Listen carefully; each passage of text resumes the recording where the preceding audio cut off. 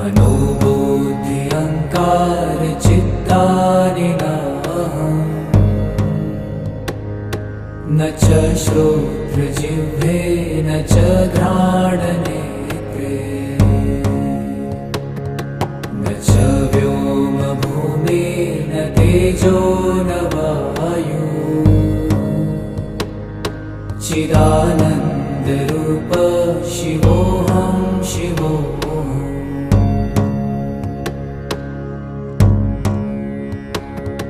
न च प्राणसंज्ञो न वै पञ्चवायु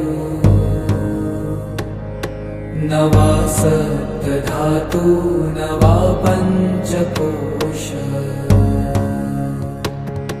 न वा पाणिपादं न चोपस्थपायु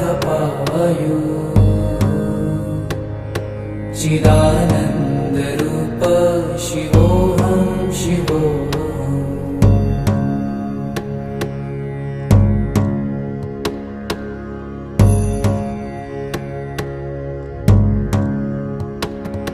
न मे द्वेषरागौ न मे लोभमोहौ मदो नैव मे नैव मात्सर्यभावः न धर्मो न चार्थो न कामो न मोक्षः चिदानन्दरूप शिवोऽहं शिवोऽहम्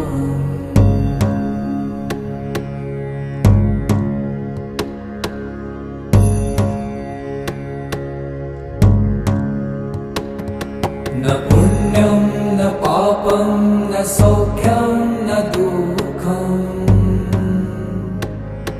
न मन्त्रो न तीर्थं न वेदा न यज्ञा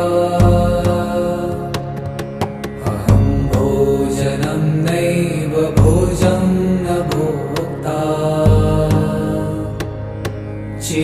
चिदानन्दरूप शिवोऽहं शिवोऽहम्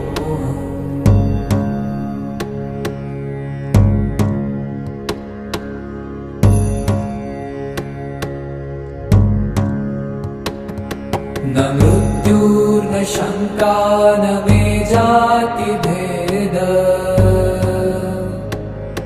पिता नैव मे नैव माता न जन्म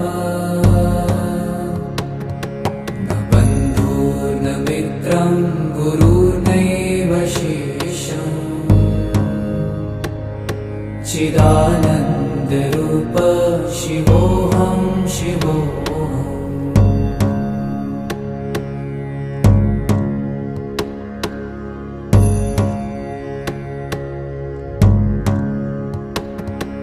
अहं निर्विकल्पो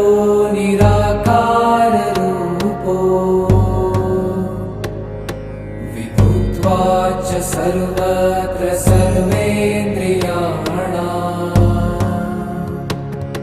न चासङ्गतं नैव मुक्तिर्न मेय चिदानन्दरूप शिवो